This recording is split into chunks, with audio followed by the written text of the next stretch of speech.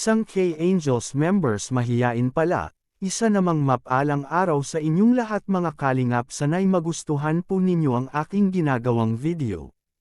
At kung nagustuhan po natin, sana wag nating kalimutang mag-like and share sa aking kwento, paunawa ating tapusin ang nilalaman nito. At siyempre wag nating kalimutang mag-subscribe kay Val Santos Matubang at Kalingap Rab. Marami na ang membro ng grupong K-Angels sa Team Kalingap mga kalingap. Kung hindi pa ninyo alam, ang K-Angels ay binubuo ng Team Kalingap at Kalingap Rab mga kalingap, para ipakita ng mga viewers at supporter ng Team Kalingap kung sino ang magagaling o mock-ting nito mga kalingap. Bago pa man sila dumating sa kanilang tinatayuan ngayon, ay dumanas muna sila sa pag-subok sa buhay, gaya na lang kay Melka, na nakatira lamang sa maliit na bahay. Diwata Joy ganun din at pati na si Dara at Carla.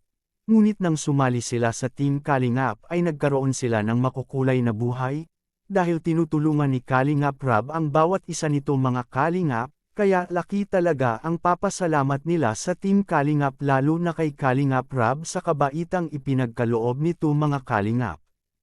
Ngunit may isang kasama pala sila na mahiyain pagdating sa mga aktingan mga kalingap. Sino kaya ito mga kalingap?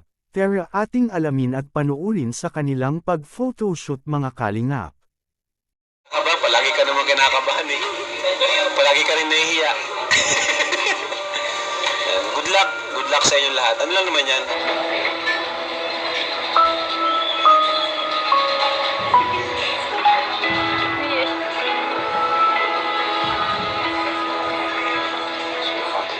Ay, Shapir.